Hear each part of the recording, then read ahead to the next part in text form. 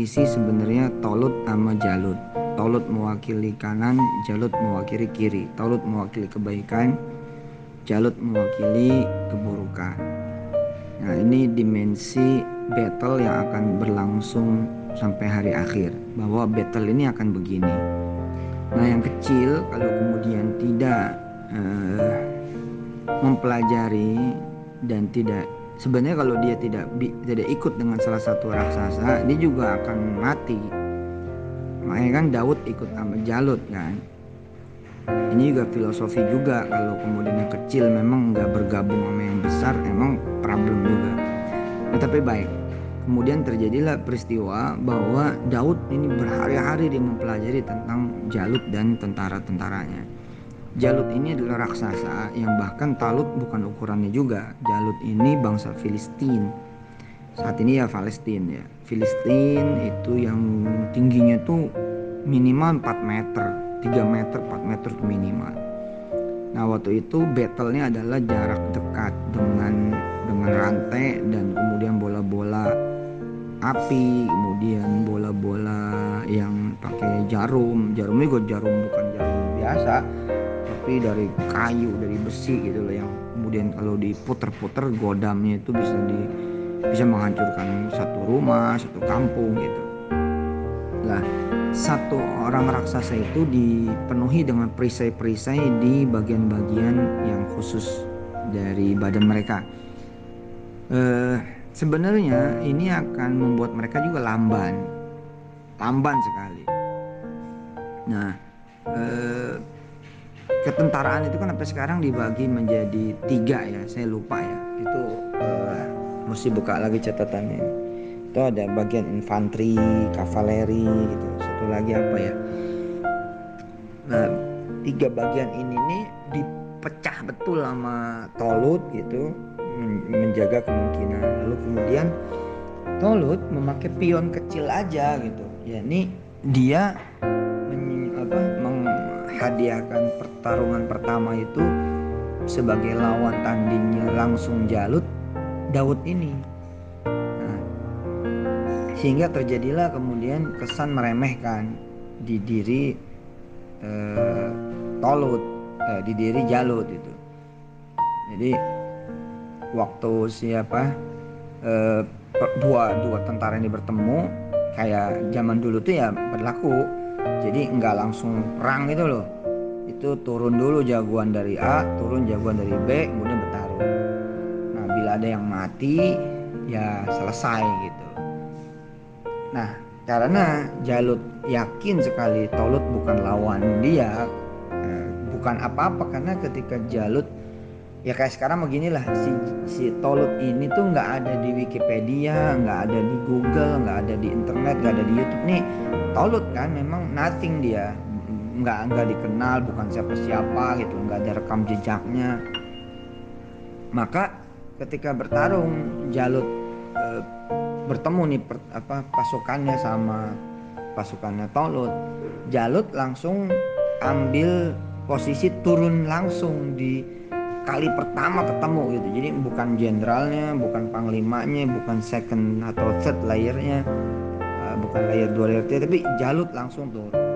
Di luar dugaan, Tolut nyuruh turunnya Daud. Ini kan jomplangnya minta ampun nih, karena Daud kan ya anak kecil gitu. Nah, di situ Jalut makin meremehkan, ngetawain dan merasa Tolut menghina dia gitu. Si Jalut lupa, Jalut nggak mempelajari si kecil ini, tapi si kecil ini dan Tolut mempelajari Jalut.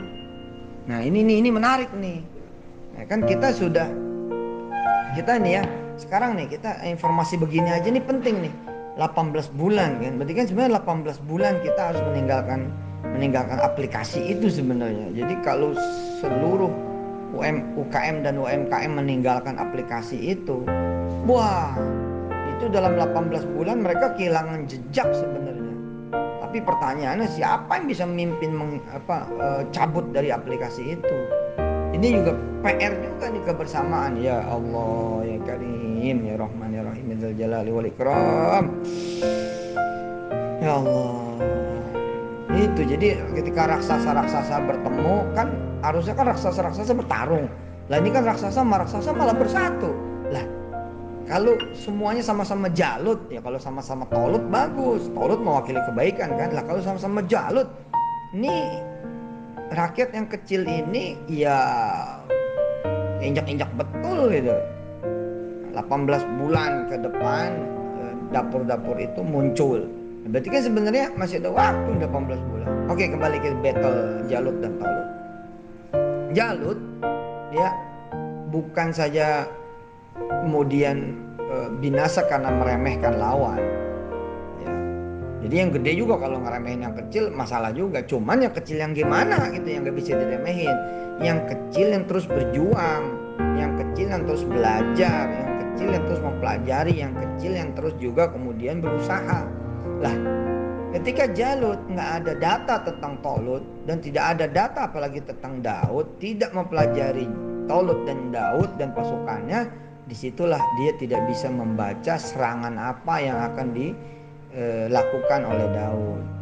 Nah Daud karena sudah mempelajari, dia melihat ada satu akses ya yang ini bukan anak panah nih ya, akses yang kemudian akses ini menjadi celah gitu. Dan kebetulan Daud adalah pelontar terbaik ya, ini salah satu tim dari 3 yang tadi itu, infanteri, kavaleri, satu lagi astagfirullah apa ya.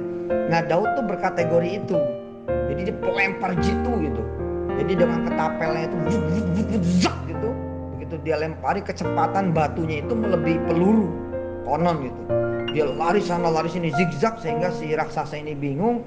Kemudian dilemparlah kemudian batu itu tepat ya ada di titik tengah antara matanya Jalut dan langsung mati.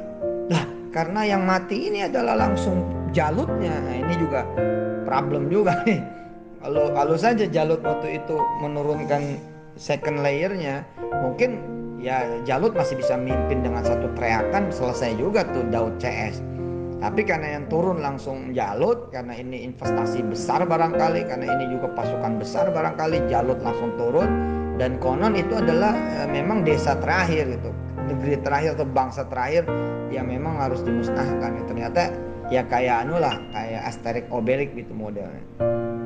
Begitu sedikit pandangan tentang kenapa sih kita harus mempelajari Daud, mempelajari Jalut, mempelajari Tolut, karena memang luar biasa. Bukan yang gede itu nggak bisa dikalahin, bukan yang raksasa itu nggak bisa dikalahin, bisa banget gitu, bisa banget asal kemudian memang rakyat bersatu, itu kuncinya. Rakyat bersatu. Problemnya kan memang kita sama-sama tahu rakyatnya perang melulu gitu. Tapi kalau yang disebut rakyat itu adalah UKM dan UMKM, rasanya sih bisa bersatu itu karena kepentingannya rada sama nih. Bukan kepentingan politik, bukan kepentingan kekuasaan, kepentingannya kan makan. Ya kan, UKM sama UMKM kan kepentingannya makan, kepentingannya biaya hidup, biaya listrik, kepentingannya adalah biaya sekolah anak, biaya kuliah anak, kepentingannya adalah bayar kontrakan rumah dia, bayar kontrakan warungnya, bayar kontrakan lapaknya, hidupnya gitu kan, mengembalikan modal, mengembalikan kemudian angsuran. Itu kepentingan yang universal yang kemudian tidak akan terbelah. Jadi sebenarnya kalau ini masuknya lewat pesan itu, rasanya sih UKM dan UMKM ini nggak mungkin nggak bersatu. Apalagi sekarang ada gitu musuhnya kapitalis kan gitu. Kapitalis memang rese gitu kalau didiemin gitu ya. Negara nggak hadir gitu. Aduh bahaya ini. Emang bahaya. Dia bisa mengguritan kayak apa tahu ya. Diserap ke semuanya gitu. Wah ini nggak benar.